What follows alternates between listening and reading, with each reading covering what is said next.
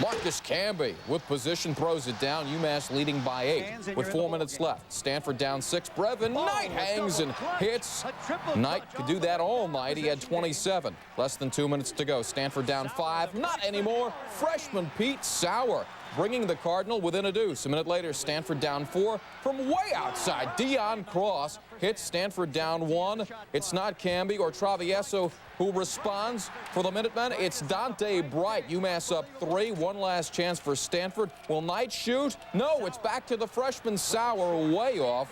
And Stanford goes down to defeat 79-74. Tougher than expected, perhaps, for matchup. See you later. Anthony Pieper, nice fake, and he hits the 3. Kareem Reed would struggle in the first half, but he lays this one up and in. 35-31 Marquette at the half, second half. The big man, Darnell Robinson, coming alive. In traffic for the rebound, muscle move. The young man from Oakland, California, with a double-double in this game as Arkansas takes control. McCaskill stripped. Lee Wilson says thank you very much as Arkansas wins it 65-56. The number 4 seed Marquette is out. Kentucky running early. Walter McCarty to Anthony Epps, the easy jam. Then the Cats forcing turnovers. Mark Pope, the steal 4-on-1. Pope gets it back, and the lay-in. Bill Foster bumming. Kentucky by 8, but Virginia Tech makes the run as only they can. Damon Watlington hits the 3. Rick Pitino bumming as well because Kentucky only up 8 at the half. Second half, Hokie still hanging in. Ace Custis hanging in the air. Nice move. He gets the foul, but they are Kentucky.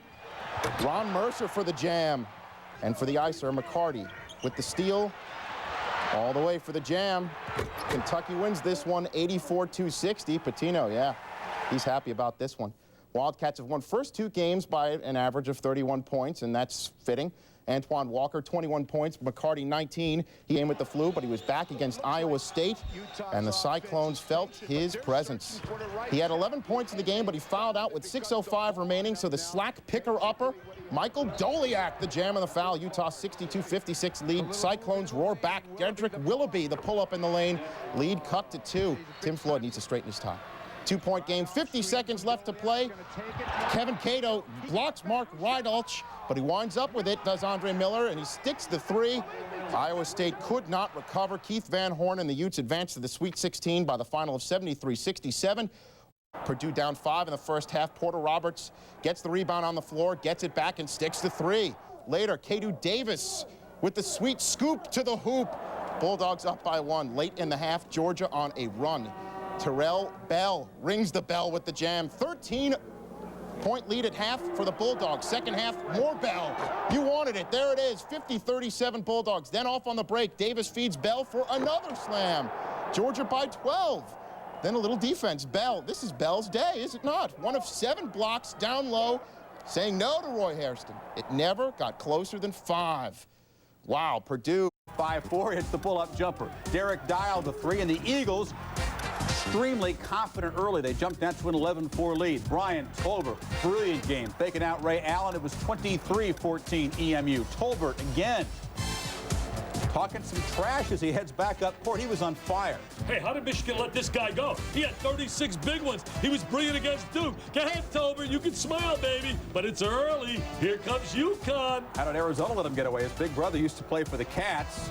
Eastern Michigan, strong defense. Eric Hayward watches the shot of Allen get altered, and Jim Calhoun crying for fouls here. But UConn would answer. Ray Allen, the triple. 12 points in the first half.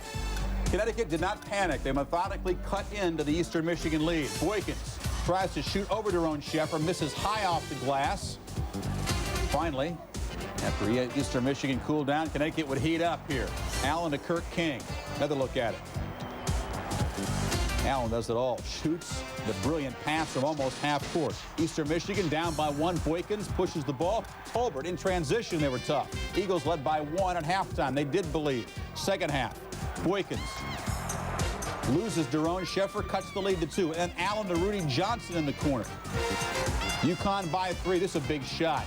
Momentum shot for UConn. The three-pointer puts the Huskies back up by 6. Then they get the running game going. Sheffer in transition. Also wanted a foul here. Didn't get that call. Did get the layup. And Connecticut led by 6. Sheffer again. He stepped up without Moore playing more minutes and trying to play defense against much quicker players. But Sheffer answered on the offensive end. Then the turnover. Little putback by Sheffer. UConn led by 8. Eagles cut it to 4. Tolbert drives. Hits the floater. They wouldn't go away. Ray Allen knew it was time to finally step up. The killing shot from the corner, the rainbow 3. Ray Allen with 25, and finally a little showtime here. Kirk King, Dick. Well, there's Kirk King, a little high riser, a little slam jam bam. Jim Calhoun smiling. He knows he's marching on. Go ahead, Jimmy. You're getting closer to your dream. The only thing missing, a Final Four. And to prolong Pete Carrill's career one more game. But Marcus Bullard and Eric Dampier had other ideas for Mississippi State. A little alley-oop is really no good way for Princeton to defend that kind of power inside. Bulldogs by 5 early. Sidney Johnson would struggle. Missing the 3. In fact, missing everything. Princeton's not going to survive if they're missing outside. Well, Princeton's got to make the open shot, but it was all Mississippi State tonight. They really played well defensively as Princeton moving the ball, typical fashion. Finally, the traveling. Mississippi State doing a great job denying those open three-pointers on the perimeter. Well, they did a great job taking away the backdoor cuts, except we see one right there. That's vintage Princeton. Got back within 5 at that point. Well, alley-oop, Dante Jones continues. Well, Dante Jones, tremendous in tournament play, was the MVP of the SEC. There's the jam inside. A valiant effort, but just didn't have enough, Princeton. Pete Carrill's team would trail by 11.5. Figure this is not really a come-from-behind team. Well, when you take a look at Pete Carrill, he knows he's outmanned. They just got punished inside. The 2-3 zone didn't work because they still went inside and punished them. Dampier with the turnaround there. Then he goes baseline. Well, he had a big, big day, Chris, and there he is with the little jumper at 20 points. They move the ball well on the outside and then find Dampier inside. That's pretty much the game plan for Richard Williams' team. Reverse it, get it inside, look low, and take it to the hole. Whether if it's Jones or Dampier, that's what was the story. And when they play him tough inside, go to the perimeter. Yeah, you go to the perimeter, inside, outside action. They made the open jumper count, but what they did really big in this game, they got the ball to the inside, to the interior. A little give and go here. That's Henderson finishes with a layup. Typical Princeton basketball. This was not a vintage Princeton team in terms of ability, but they were a gutty group. They had to shoot well, though, from the outside. And Pete Carrill knows that when those threes are drawing nothing but air, he's got a lot of problems. Absolutely indefensible, the power of Dampier inside today. And the great coaching career of Pete Carrill comes to an end. Valiant effort. Tigers outmanned by a team that really had no problems playing slow. Memphis taking a shot at the Orangemen. Malik Rose, they call him the Shaq of the Neck, but he had a sprained ankle and having trouble here. Missing the jumper from the top of the key. That ankle affecting him throughout the ball game as he hobbled around. John Wallace the miss, but Otis Hill the putback. Bill Harrian's team in a hole early. They would battle back. J.B. Reef-Snyder misses. Lazarus Sims from the board. Back to Reef-Snyder inside. Syracuse back up by a point. The Dragons trying to use some quickness. Cornelius Overby right past Lazarus Sims and scores. And Todd Bergen the miss. Watch Overby. Coast to coast. The Dragons do have some quickness, Dick. I'll tell you, watch this quickness. Going the length of the court. Look at the explosiveness to the left hand. Changes in the air, drops it down. Very tight first half here, but the clock winding down. The big rejection by Wallace. And they go to the locker room, deadlocked at 24. Second half, Rose trying to keep Drexel close, battling valiantly, and that sore ankle tying the game at 28. Syracuse, though, methodically pulling away. Wallace showing a range. He worked so hard on that over the summer. Syracuse up by 2 points. Then outside, but inside. Wallace the miss. Todd Bergen, always good around the goal with the tip in. Cuse up by 4. Drexel not hitting. Like Durakis misses the 3. Overby misses. Jim Boeheim wants his team to go for the kill when Drexel's shooting poorly, and they do force the turnover here. Jason Cipolla steals behind the back, lays it in. 48-42 Syracuse. Wallace again inside, sensing the kill. And then Sims, the big 3. Syracuse putting away a very game Drexel team. The final collegiate game for Malik Rose, who definitely earned the respect of the Orangemen today. 69-58 after the halftime tie. Rose finishing up with 15 3 straight times. Damon Flint picking up the pass from Mark Jackson. Drives in, spin move for the lay-in. And Flint showing the range. Knocks down the long triple with a couple of guys running at him, and the Bearcats led early. They can watch the zone from Temple here. Very good job on Danny Fortson inside. Smother him, steal it, get him around, but great defense. But Temple a little trouble with offense. Well, they would move the ball well here. Levon Alston to Huey Futch, who had the big first-round game. Temple back in front by 2. Cincy shows the ball movement here. Fortson kicks it out. Legree, solid game, 10 assists as he finds Burton for the three-pointer. Bearcats by 1 at halftime. Second half, Fortson to Flint. Flint fakes the jumper. Ironman, he played 39 minutes, and then Burton hits the triple. Another one. One of the best 6 men in basketball, Chris. He can flat out shoot the rock. Had 5 trifectas. That was a 19-3 Cincy run. Temple would come right back. Futch the three-pointer on the play. Fortson called for the foul, clearing out Mark Jackson. It was a 5-point play after Jackson hit the free throws. Then Jackson in the low post cuts the lead to just 3. Cincinnati, though, hits the offensive glass. Fortson showing the power inside. Fortson finishing up with 18 points. Burton had 18. John Chaney, more headaches at the hands of Cincinnati as the Bearcats march on. This was the Georgia Tech clinic early on. Sweet pass, Drew Barry to Michael Maddox. Barry with 10 assists. Then Daniel Abrams tries to answer for BC. Eagles with the early 3-point lead. Stephon Marbury was simply brilliant. Driving inside, kicking it out to Barry. Marbury had 9 assists. The game was tied early. Then Barry returns the favor. He had 2 great guards passing the ball. One of the reasons why Georgia Tech is so much fun to watch. Tech by 15 at the break. More of Marbury. He was sensational. Oh, he was absolutely a superstar. Marbury did it all. I mean, he dazzled them. He was absolutely awesome, baby, with a capital A. Drew Barry always good for a few sweet assists. He's feeding inside to Marbury.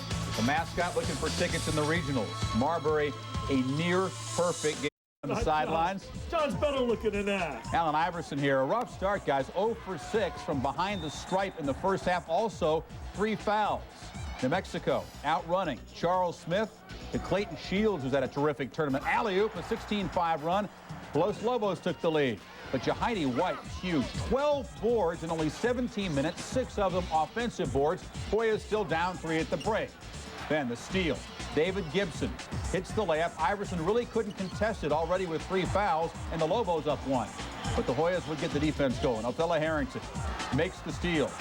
The southpaw baseball pass ahead to Iverson. Nice little spin move around the back for the land. Hoyas up by 6. Defense keying the run. Then, after the Victor Page miss, White tips it in, gets fouled. That's number 5 for the freshman Kenny Thomas.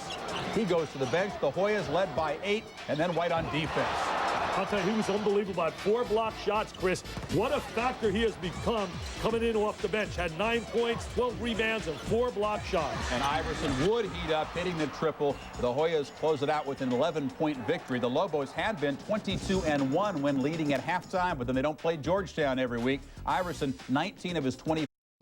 Jason Sasser to Darvin Ham, and the Red Raiders making a statement early against the favored Tar Heels, who know they were the lower seed. Sasser to Ham, and then watch this on the miss. Hello, bingo, bango, bongo, Darvin Ham. He's the macho man.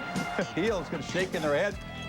Another look at it underneath. He pulled the rim away from the glass. That's what caused it to break. A 26-minute delay as both teams had to go to the locker room. Ham had to take a shower to get those glass shards out of his shoulder. We'll give you an SB. Don't worry about it. After the delay, Corey Carr in the corner. Carr, the brilliant player out of Arkansas, off the bench, hits the three-pointer, and then Calabria misses. Digger. Calabria really struggling. Poor offense, not really in his groove. Carr would drain his 4th 3. I'll tell you, talk about Corey Carr and Burton also from out of Cincinnati, the 2 best 6 men in the game. And then Sasser with the 3. Surge, the forlorn look, and Dean Smith knocked out in the second round, 92. He's really been playing well in the tournament so far. Russ Millard did hit the 3. Hawkeyes down 5 in the early going, but then a 10-zip run capped by this. Michael Dickerson to Miles Simon, back to Dickerson. Dr. Tom would make a run at the end of the half here. Glasper cans the 3. The Hawkeyes were back within 7. They were pesky for a while, but then Ben Davis, the big block. At the other end, Geary behind the back to Dickerson. Dad says, that's my boy. Geary again, pass to a streaky Ben Davis. This one really, Arizona never in danger. Iowa would make a run, get back within 7 or 8, but they could get no closer than that, and the Cats roll on by 14. Santa Clara, 18-0 when they reach 80 points are the Jayhawks, and they almost reached 80 points in the first half, it seems. Jacques Vaughn to Haas, then Haas to LaFrance, 7-zip. LaFrance 7 for 7 from the floor in the first half. Santa Clara, meanwhile, troubled by the Jayhawks defense. Brendan Graves turnover. Vaughn takes it the other way. Kansas led by 17 after that hoop. Then Vaughn, the defense, on Steve Nash, who had a tough afternoon. Well, Steve Nash, that's the guy that Dick Vitale called John Stockton. Well, his stock is down. He went 1 for 11 today, Dick. Well, he was shut out by one of the great guards in America, the Tommy Frazier of basketball, Jacques Vaughn. Marlon Garnett misses 3. Nash finishing with 7 points, just 1 of 11 from the floor. Rayford to Billy Thomas. Kansas, so many weapons. And Jayhawks cruise by 24 points, or 25 points, on into the Sweet 16. Perhaps one of their best games of the season. They watched early on as Kerry Kittles looked very much like an All-American. Just shocking, absolutely going behind the back against Dick Rogers and laying it in. But doing it with defense as well. Picking DeJuan Wheat's pocket. Kittles 13 in the first half. Nova led by 7. The Cardinals storm back. Kaiser to Samaki. Reverse dunk over a couple of defenders. An 18-7 run by the Cards to end the half.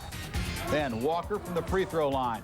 Showing the skills, going to his right and laying it in. Wheat only 2 points in the first half. Got hot. Nailing the 3. Louisville up by 13. Jason Lawson playing emotionally, trying to bring Louisville back, scores and says, get the ball to me. A couple trips later, Kittles to Lawson. Hoop in the foul. Wildcats back within 3. Lawson finishing with 26 points, 9 boards. But a key sequence here. Wheat goes one-on-one with Kittles, and with the shot clock winding down, hits the shot. Wheat, after that terrible first half, 17 in the second half. Well, he's averaging 26 points in the tournament. The rest of the starters in games today, both good games being played in Milwaukee. That's Brandy Perriman at the end of the half, banking the triple. Texas by 10 at the break. The Deacons come back. Braswell inside to Duncan, ties the game at 59. Then, with the Deacons down 3, after the Dennis Jordan save, Texas nearly steals it again. Ricardo Peral, the Spaniard. WBN ties the game at 62. 30 seconds to go. 1 point Wake lead. Freeman drives. Sonny Alvarado for the lead, but it doesn't go down. Wake still up 1. 18.4 left. Duncan at the line. Some big misses in the ACC tournament. This one rolls out, but Steve Goolsby on the rebound. Peral, a nice job tipping it loose. Goolsby is fouled. He hits both free throws, a 3-point game. Last chance for Texas to tie. The runner by Freeman doesn't go, and Wake survives 65-62. Digger, Freeman really struggle in the second half. Well, 3 factors. And Clem Haskins adjusting the socks. The well-dressed man starts at the bottom. First half, Tulane running. Gerald Honeycutt. Chris Cameron scores, and he's fouled. Tulane up early, 11-2. The Proud Gopher struggling. Eric Harris, no. Trevor Winter, no. Tulane, good passing. Honeycutt, Sean Sheffield for the lay-in. Tulane up big, 44-25 at the break. Second half, more Green Wave. Laveldro Simmons, arc work. Tulane up 23. And then give and go, Cameron to Honeycutt to Cameron. Oh, goodness! Oh, the one of Mary Susie Culver. You're going to have to get in line for that one. Tulane wins. Chris Cameron scores 9 of his 20 in the first half. Sam Jacobs and John Thomas combined for 36 in a losing effort. The Green Wave will play the winner of Wisconsin and Illinois State. And here it is. We call that producing. Maurice Trotter scores 12. The Crimson certainly would not. Bama's Marco Whitfield laying in on the break. The man of the hour, though, for Alabama, Roy Rogers. That's right, the hook. Got it. More out of Roy.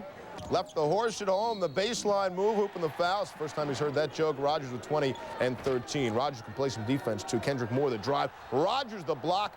He finished with 9 rejections to go with a 20 and 13. And Bama moves on, and they move on easily. 10. Malik Russell pulled down 8 rebounds. Tyson Wheeler finds Preston Murphy. Down low, he drives, makes the pretty lay-in. Rams led by 12 at halftime. Late second half, the Cougars charge back. Wheeler loses the ball. Anthony Johnson takes it all the way up the floor for the jam. Cougars down by 1. Final seconds, tie ball game. Stacey Harris misses the shot at the buzzer. We go to overtime. In OT, Wheeler stops and pops, gets 3. Rams up 5, and they win it. The Rams failed to score a field goal in the final 14 minutes of regulation, but hung on, taking the game in OT.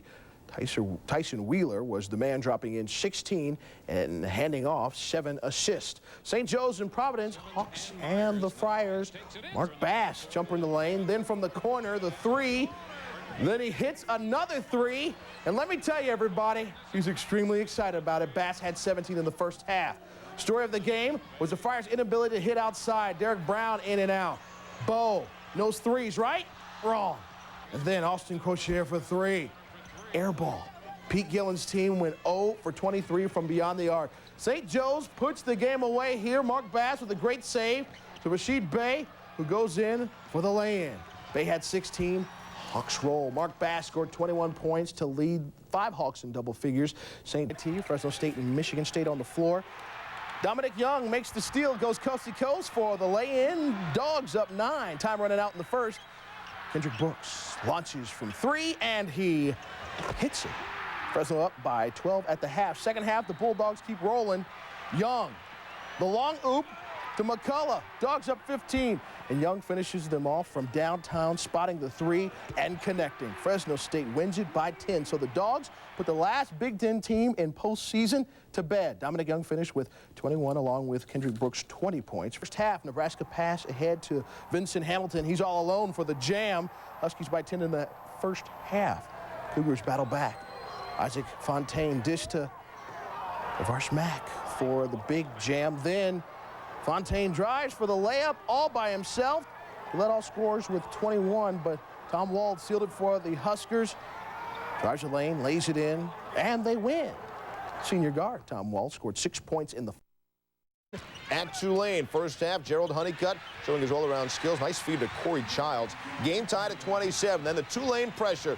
Keith Harris, the steal to the Laveldro Simmons, to Honeycutt, back to Harris to finish it up, and 1. Tulane up 2 at the break. Second half, Illinois State would rally. Maurice Trotter misses, but Rico Hill, the putback. Redbirds lead by 1. Then Honeycutt, nobody covers him, so why not? He led the Green Wave with 25. Honeycutt, inside game, showing it off. Man can jam. Tulane advances on to New York City. They're headed for the NIT Final Four. 83-7 South Carolina. Under 20 seconds to go. Carolina down 3. Melvin Watson for the quick 2. South Carolina down 1 on the inbounds pass. Brian Williams slips, loses the ball out of bounds. South Carolina ball. Looking for the win. Watson dribbles the ball off his foot. Carolina fouling on the inbounds. Brian Williams misses the front end of the 1-and-1. South Carolina, one last chance. Wouldn't have counted anyway. Alabama wins 68-66.